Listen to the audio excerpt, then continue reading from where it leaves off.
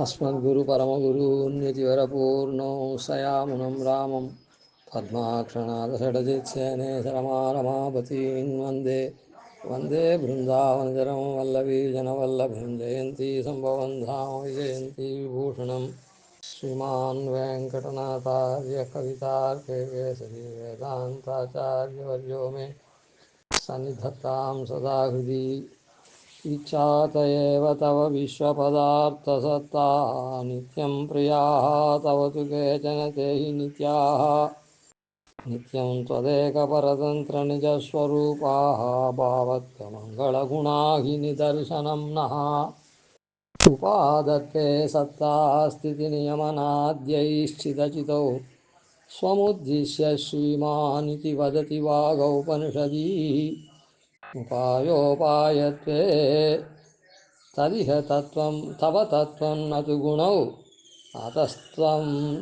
अतस्त्वां ஸ்ரீரங்கேசயா சரணமவ்யாஜமபஜம். இந்த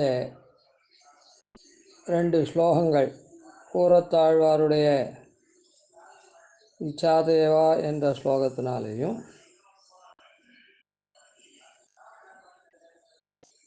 பட்டர் அவர் திருக்குமாரரான பராசர பட்டருடைய உபாதத்தே சத்தாஸ்திதி அப்படின்ற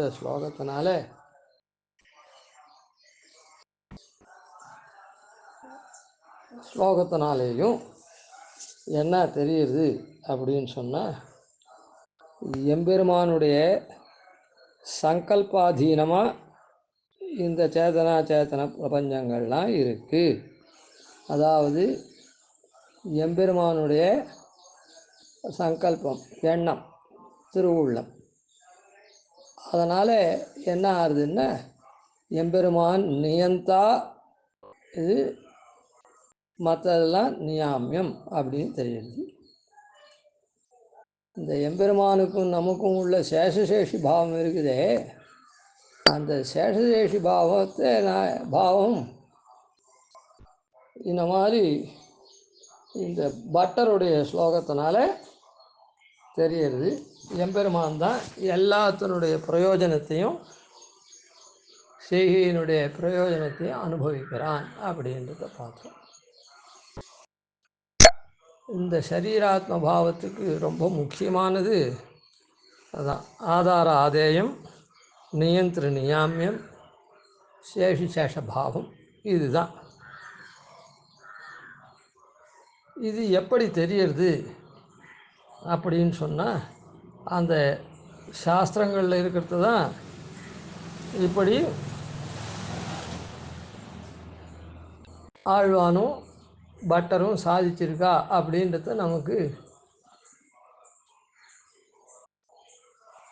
உள்ளங்கை நெல்லிக்காய் போல அந்த ஸ்ரீசூக்தனுடைய அர்த்தம் தெரியறதுக்கு சுவாமி தேசிகன் அதை உதாரணமாக எடுத்து காண்பித்து இங்கே வியாக்கியானம் பண்ணுறார். அதை நம்முடைய சக்திக்கு தகுந்த அளவுக்கு அனுபவிச்சிருக்கோம். இப்போது பெருமாள் எங்கேயும் நிறைஞ்சிருக்கிறதுனால அவன் ஸ்வரூபத்தினாலேயும் தாங்கிறான். அதான் ஆதாராதேய பாகம். சங்கல்பத்தினால தாங்கிறான். சங்கல்பத்தினால தாங்கிறதும் ஆதாராதேய பாவம் வரும். ஆனால் சங்கல்பத்தினால பிரவருத்தியும் இருக்குது. சத்தா ஸ்திதி பிரவருத்தி. என்ன அந்த சத்தா ஸ்திதி பிரவருத்தியில் அந்த பிரவருத்தி வரைச்சே அவன் நியந்தாவாரான், நாம் நியாமியமானோம். இப்படி பண்ணுறது தான் அந்த கைங்கரியங்கள்லாம் அவன் சேஷியாக இருந்து அனுபவிக்கிறான். நாம் அவனுக்கு சேஷமாக இருந்து அந்த கைங்கரியத்தை பண்ணுறோம். இதுவரையில் சுருக்கமாக நாம் அனுபவிச்சதை தெரிஞ்சுட்டதை அப்படியே ஒரு தடவை சுருக்க பார்த்தோம். இந்த ஆதாராதே பாவம்லாம் இருக்குதே, இதனால் நமக்கு என்ன லாபம்? இந்த சேத்தனாக இருக்கவனுக்கு என்ன லாபம்? அப்படி அச்சேதனத்துக்கு எந்த லாபமும் கிடையாது. அச்சேதனம் அறிவற்றது. அறிவு இல்லாததுனால அதுக்கு லாபம், நஷ்டம், சுகம், துக்கம், பெருமை, சிறுமை அதெல்லாம் ஒன்றும் தெரியாது. அது ஏதோ இருக்குது, பிடிச்சா பிடிச்சி வச்சோன்னா ஒரு இடத்துல இருக்கும், பிரித்து போட்டோன்னா அது பாட்டுக்கு அப்படியே கிடக்கும். அவ்வளோதானே தவிர அதுக்கு ஒன்றும் இந்த ஆதாயமெல்லாம் ஒன்றும் கிடையாது. சேத்தனனுக்கு மாத்திரம்தான், சேத்தன அச்சேத்தனம் ரெண்டுத்தில் சேத்தனந்தான் ஞானம் உடையவனானதுனால இவனுக்கு இதனால் வரக்கூடிய லாபம் என்ன, அது இது அப்படின்றதெல்லாம் புரியும். சுக துக்கம், லாபம் நஷ்டம், ஜெயம் ஜெயா அபஜயம் இதெல்லாம் தெரியும். சரி, இப்போ இந்த ஆதார ஆதாய பாவத்தினால சேத்தனுக்கு என்ன பலன் வருது அப்படின்னு சொன்னால், ஆதாரம்ன்றது என்னது? பெருமாளால் தாங்கப்படுறான். பெருமாள் எல்லாத்துக்குள்ளேயும் இருக்கான். இந்த உள்ள இருக்கான்றது தெரிஞ்சுட்டா போகாது, அவன் தாங்கறான்றது தெரிஞ்சுக்கணும். அந்த ஆதாராதிய பாவத்தினால என்ன லாபம்னா, அவனோட நாம் விட்டு பிரியாமல் இருக்கிறோம் அப்படின்றது அப்ரதக் சித்தி.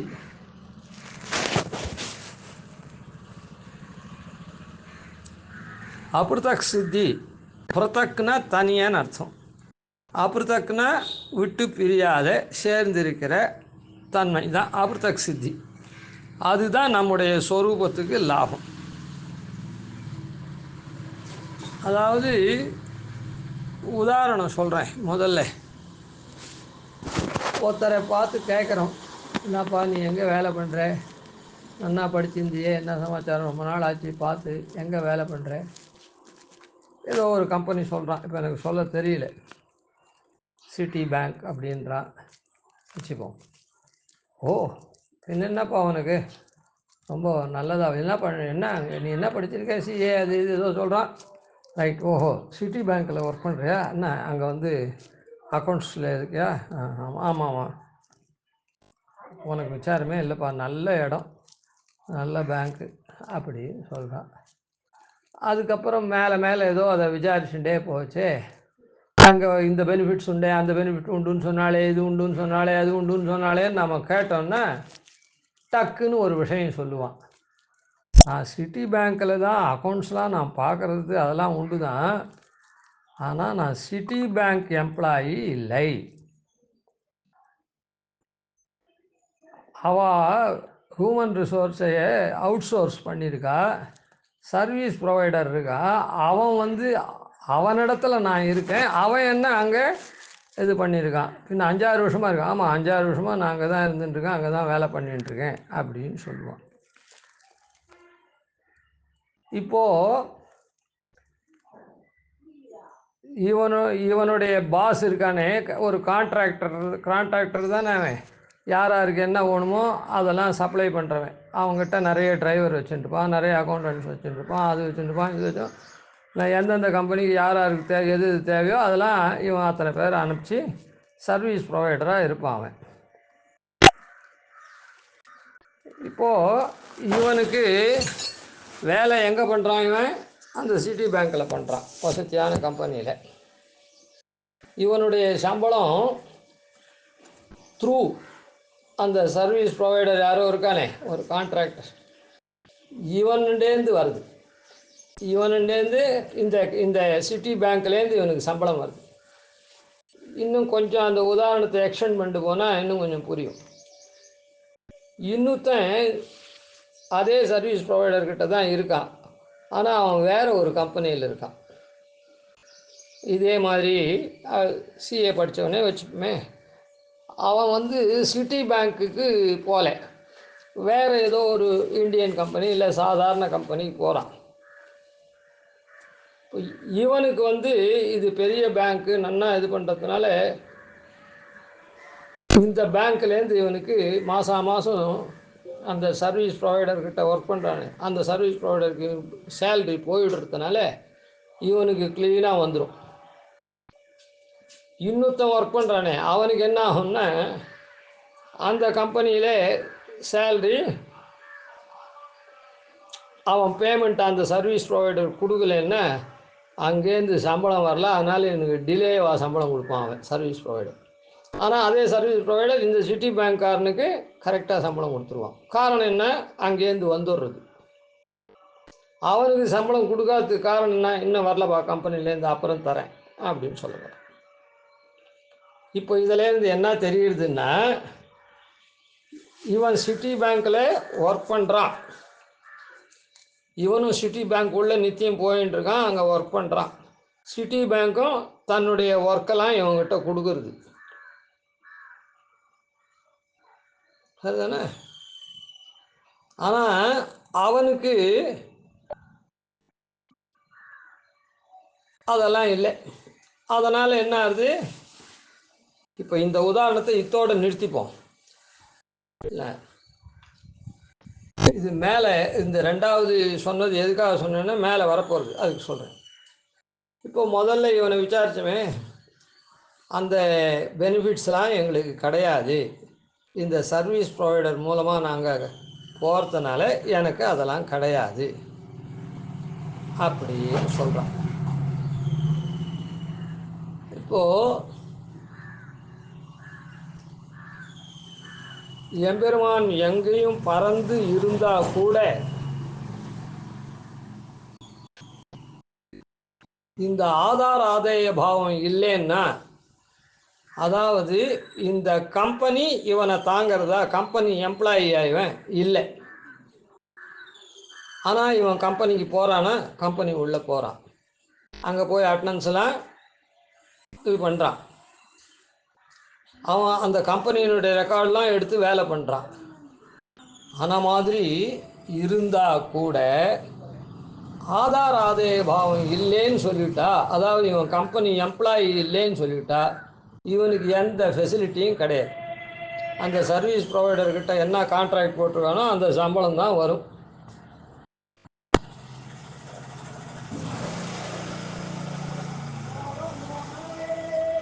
அதுபோல் எம்பெருமான நாமும் இந்த சரீராத்ம பாவம் சொல்லியிருக்கிறதுனால ஸ்ருதி ஸ்மிருதியில் இதை நாம் புரிஞ்சுட்டு இருக்கிறதுனால நமக்கு எப்படி அப்படின்னு சொன்னால், இப்போ பாருங்கள், இதே ஒருத்தன் இருக்கான், அதாவது அந்த கம்பெனிக்கு வேண்டியவன் இருக்கான்னு வச்சுப்போம். அந்த கம்பெனியில் இருக்கக்கூடிய டைரக்டர் உறவுக்காரன் இல்லை, அவன்லாம் எப்படி இருப்பான்னா நேரவே எம்ப்ளாயியாக இருப்பான், அந்த சிட்டி பேங்க்குக்கே எம்ப்ளாயியாக இருப்பான். அப்படி அந்த சிட்டி பேங்க்குக்கே எம்ப்ளாயியாக இருந்தான்னா அவனுக்கு எல்லா விதமான பெனிஃபிட்ஸும் உண்டு. டாப் மோஸ்ட் பர்சனுக்கு என்ன பெனிஃபிட் உண்டோ அந்த பெனிஃபிட்டை நானே கீழே இருக்க எம்ப்ளாயி கூட தரேன் அப்படின்னு அந்த கம்பெனி சொல்கிறது. ஆனால் அதில் 1000 பேர் ஒர்க் பண்ணச்சே சில 100 பேர் தான் இப்படி இருப்பான் நேரடியாக எம்ப்ளாயியாக, மீதி எல்லாம் இந்த சர்வீஸ் ப்ரொவைடர் மூலமாக வரவழைக்கிறவங்க தான் இருப்பான். இதில் தங்களுக்கு வேண்டியவனுக்கு அந்த கம்பெனி எம்ப்ளாயி ஆகிட்டாங்கன்னா டாப் மோஸ்ட் பர்சனுக்கு என்னென்ன மாதிரி மெடிக்கல் பெனிஃபிட்ஸு அது இது, அப்புறம் டூர் போகிறதுக்கு எல்டிஏ அது என்ன இருக்குதோ அதெல்லாம் இருக்குதுன்னா இவனுக்கும் அதெல்லாம் வரும். ஏன்? கம்பெனி இவனை, அந்த எம்ப்ளாயர் இவனை எம்ப்ளாயியாக தாங்கிறான், நம்முடைய கம்பெனியினுடைய எம்ப்ளாயி அப்படின்னு தாங்கிறான். அதே அவனை என்ன பண்ணுறான், இவன் கம்பெனி எம்ப்ளாயி இல்லைன்றான், கம்பெனிக்கு தான் வேலை பண்ணுறான், வந்துட்டு போகிறான், நித்தியம் எல்லாம் பண்ணுறான், இவன் எடுக்கிற ஃபைலை அவனும் தான் எடுக்கிறான். அதனால் இந்த ஆதார ஆதேய பாவம் எம்பெருமான் நம்ம தாங்கிறான். இப்போ அவள்லாம் என்ன பண்ணுறா, சர்வீஸ் ப்ரொவைடர் மூலமாக சிட்டி பேங்க்கில் ஒர்க் பண்ணுற மாதிரி நாமும் அந்த பேங்க் எம்ப்ளாயி மாதிரி. அதுதான் இப்போது இந்த ஆதார ஆதாய பாவத்தினால எப்படி அப்படின்னு சொன்னால், கம்பெனியில் இருக்கக்கூடிய எக்ஸிக்யூட்டிவ்ஸ்லாம் இருக்காளே, அவள்லாம் எப்படி கம்பெனிக்கு கம்பெனியை சேர்ந்தவோ அவளுக்கு கம்பெனி என்னென்ன ப்ரொவிஷன்லாம் ப்ரொவைட் பண்ணுறதோ, பெனிஃபிட்ஸ்லாம் ப்ரொவைட் பண்ணுறதோ, இவனும் அந்த கம்பெனியை சேர்ந்தவனானதுனால கீழே இருக்கிற எம்ப்ளாயியும் இவனுக்கும் அந்த பெனிஃபிட்லாம் வரும்.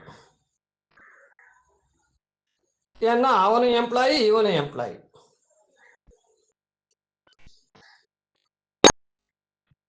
அதே இவன் எம்ப்ளாயியோ இல்லை, அங்கே போய் ஒர்க் பண்ணுறான்.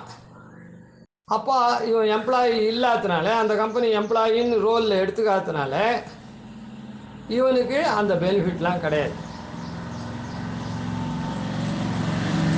இப்போ இந்த சாஸ்திரத்தில் சொல்லிருக்க ஆதார ஆதேய பாவத்தை நாம் தெரிஞ்சுட்டு இருக்கோமே, தெரிஞ்சுட்டு இருக்கிறதுனால எப்படி கம்பெனியினுடைய டைரக்டர், ஷேர் ஹோல்டர்ஸ் அவள்லாம் எப்படி இருக்காளோ அதுக்கு துல்லியமாக நாமும் அந்த கம்பெனி எம்ப்ளாயியாக இருப்போம். அப்போது அந்த பெனிஃபிட்லாம் நமக்கும் அப்படியே வரும் அந்த கம்பெனியில் சொல்கிறேன். அந்த மாதிரி இந்த ஆதார ஆதேய பாவத்தை தெரிஞ்சுட்டா அதான், அதாவது இப்போ பெனிஃபிட்ன்றதை விட்டுடுங்க, அந்த கம்பெனியோட சேர்ந்தவனாக இருந்தால் தான் அந்த பெனிஃபிட்லாம் பாஸ் ஆன் பண்ணுறான் இல்லையா? அதனால் இப்போ நாம் எம்பெருமானோட விட்டு பிரியாதவன், எப்படி ஒரு ஷேர் ஹோல்டர்லாம் கம்பெனியோட சேர்ந்தவனோ அதுபோல் ரோலில் வர எம்ப்ளாயும் கம்பெனியோட சேர்ந்தவன்.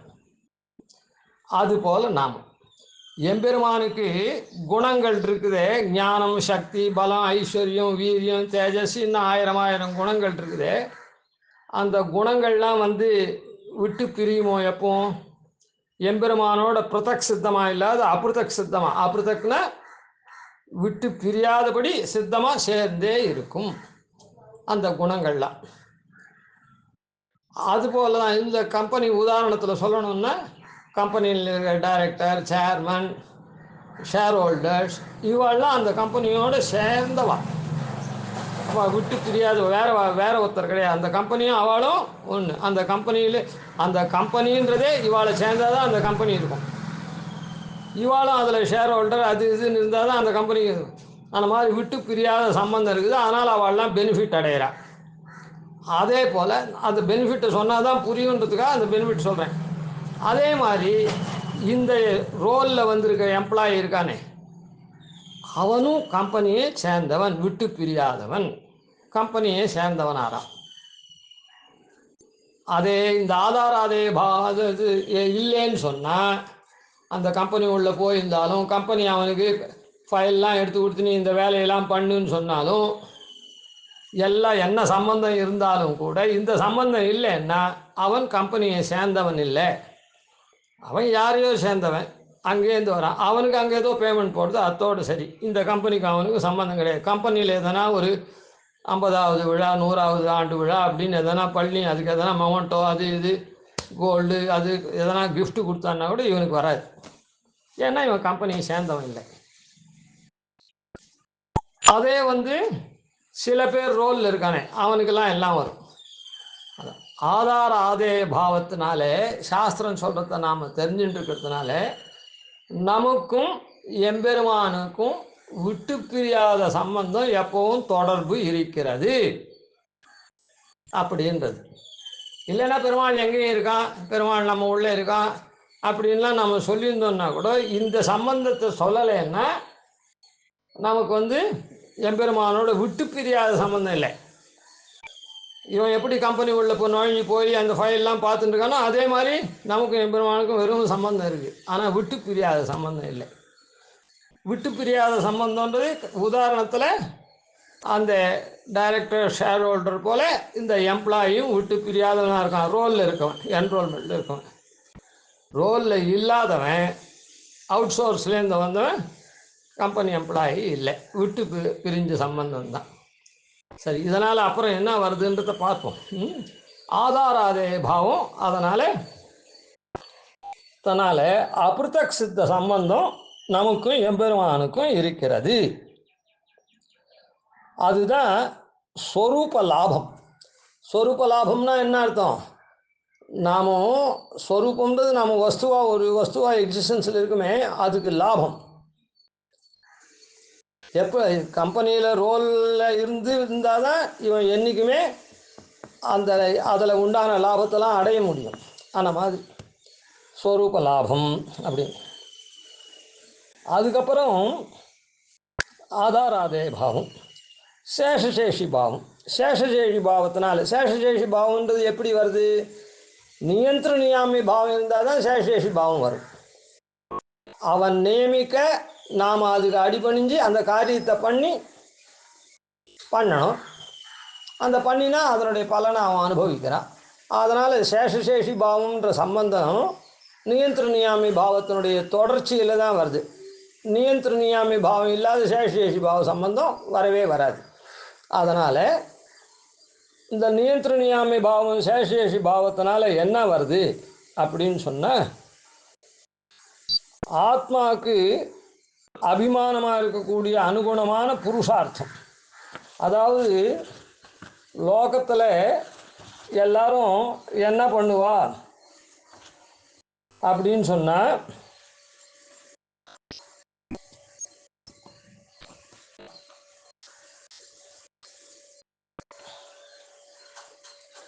அவனுக்கு தன்னை எவ்வாறு அவன் நினைக்கிறானோ அதுக்கு தக்கபடி பலன் வரணும் அப்படின்னு அந்த பலனை அடையிறதுக்கு முயற்சி பண்ணுவான். இதுதான் லோகத்தில். தன்னை அவன் எப்படி நினச்சிட்டு இருக்கானோ, நாம் இன்ஜினியரிங் படிச்சிருக்கோம், நாமும் லா படிச்சிருக்கோம், நாமும் எம்பிஏ படிச்சிருக்கோம், ஏதோ ஒன்று வச்சுருக்கோம், கம்ப்யூட்டர் படிச்சிருக்கோம் அப்படின்னா உடனே என்ன பண்ணுவான்? அதுக்கு தகுந்த வேலை பண்ணி, அதான் அதுக்கு தகுந்த போஸ்ட்டில் போவான். போஸ்ட்டில் போனால் பேமெண்ட் வரப்போகுது, அதை விட்டுருங்க. அதனால் அதுக்கு தகுந்த போஸ்ட்டில் அவன் போவான். தன்னை அந்தந்த இடத்துல பிளேஸ்மெண்ட் கிடைக்கிற மாதிரி அந்தந்த உத்தியோகத்துக்கு அவன் பிரயத்தனப்படுவான். இதுதான் லோக நியதி. அதுபோல தான் நாமும் இந்த சேஷசேஷி பாவத்தை தெரிஞ்சுட்டோன்னா நமக்கு தகுந்ததான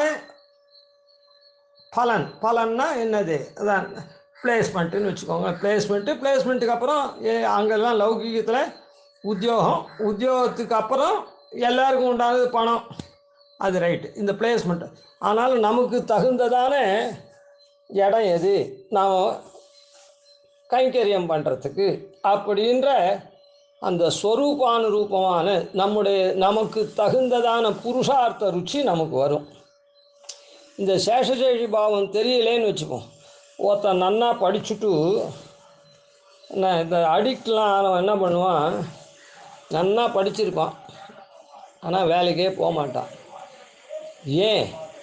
தன்னை பற்றி அவன் சரியாக தெரிஞ்சிக்கலை. அதனால் அடிக்ட் ஆகிட்டு எதையோ ஒன்று அதுக்கு உண்டான பணம் வந்தால் போகிறோம் அப்படின்றதுக்காக ஏதோ ஒரு ஒர்க்கில் போயிட்டு அப்படியே இருந்துட்டுருப்பான். தகுந்த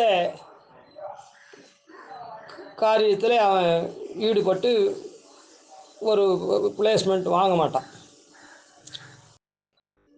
அதனால் இப்போ நமக்கு சேஷசேஷி பாவத்தை நாம் எம்பெருமானோட தெரிஞ்சுட்டோம்னா, எம்பெருமான் நித்தியமாக இருக்கான், நாம் நித்தியமாக அவனுக்கு அடிவனாக இருக்கோம். அதனால் நாம் பண்ண வேண்டிய கைங்கரியம் அவனுடைய திருவடிகளில் தான் அப்படின்ற விஷயங்கள்லாம் தெரிஞ்சுட்டோன்னா அந்த புருஷார்த்தத்தை தான் நாம் இச்சிப்போம், ஆசைப்படுவோம். இல்லைன்னா நாம் ஏனோ தானோன்னு ஏதோ ஒரு புருஷார்த்தத்தை இது பண்ணுவோம்.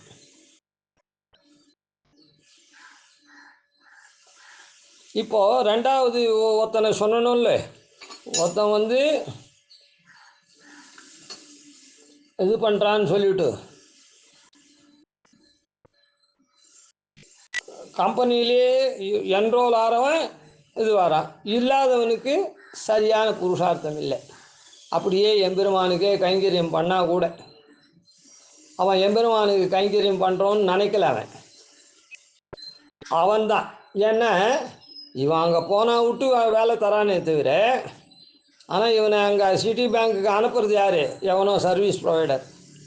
அவன் நாளையிலேருந்து நீ இல்லை வேற ஒருத்தனை அனுப்புறேன்னு சொன்னான்னா இவன் அங்கே போகவே முடியாது. அதனால் ஸ்வரூபானுரூப புருஷார்த்தம் இவனுக்கு இந்த சேஷசேஷி பாவம் தெரியல. நாம் என்னமோ இவங்கிட்ட போய் வேலை இவங்கிட்ட நாம் வேலை பண்ணுறோன்னு இவன் நினச்சிட்டு இருக்கான், இவனுக்காக பண்ணுறோன்னு. இவன் எங்கே அனுப்புகிறானோ அங்கே போய் பண்ணுறோம். அது சிட்டி பேங்காக இருந்தால் என்ன, இல்லை சாதாரண கோஆப்ரேட்டிவ் பேங்காக இருந்தால் என்ன அப்படின்ட்டு போயிருந்தான்னா அது பிரயோஜனம் இல்லை. தனக்கு தகுந்த புருஷார்த்தத்தை இது பண்ண முடியாது. அதுக்காக தான் அதை சொன்னேன். அதனால் இப்போ என்ன ஆகுதுன்னு சொன்னால், நமக்கு ஸ்வரூபானுரூபமான புருஷார்த்த ருச்சி எப்படி வரும்னா சேஷசேஷி பாவம் தெரிஞ்சாதான் வரும். ஓஹோ, நாம் இப்படிப்பட்டவன், நமக்கு இவ்வளோ குவாலிஃபிகேஷன் இருக்குது, அதனால் நாம் இந்த கைங்கரியம் தான் பண்ணணும், இந்த வேலைக்கு தான் போகணும் அப்படின்ற மாதிரி இந்த கைங்கரியத்தை தான் நாம் விரும்பணும் அப்படின்னு அதை பண்ணுவான். அதனால் அந்த சேஷசேஷி பாவத்தினால் அந்த புருஷார்த்த ருச்சி வருது. நான் தான் சொன்னேனே, சேஷசேஷி பாவமும் நியந்திரணியாமை பாவம் இருந்தால் தான் சேஷசேஷி பாவமே வரும். சரி, அந்த நியந்திரணியாமை பாவத்தினாலையும் சேஷசேஷி பாவத்தினாலையும் என்ன ஆகுதுன்னா, நம்முடைய ஸ்வரூபானுரூபமாக நமக்கு தகுந்ததான இந்த புருஷார்த்தம்னு சொன்னமே, இதை விரும்புவோம்னு சொன்னமோ இல்லை, சேஷசேஷி பாவத்தை தெரிஞ்சுக்கிறதுனால அந்த புருஷார்த்தத்தை விரும்பினா மாத்திரம் போராது. நாம் அங்கே போய் ஒர்க் பண்ணோம், அங்கே போய் ஒர்க் பண்ணோன்னுட்டு இப்போ சிட்டி பேங்க்கில் ஒர்க் பண்ணுறது ஒர்க்கு கிடைக்கிறதுன்னு நினச்சிட்டு ஏன்னா சர்வீஸ் ப்ரொவைடர்கிட்ட போய் இப்போ மாட்டிட்டோம். அது பிரயோஜனம் இல்லை. ஆனால் தகுந்த அப்ளிகேஷன் போட்டு சிட்டி பேங்க்குக்கு தான் போகணுமே தவிர இவங்ககிட்ட அப்ளிகேஷன் போட்டு போகக்கூடாது.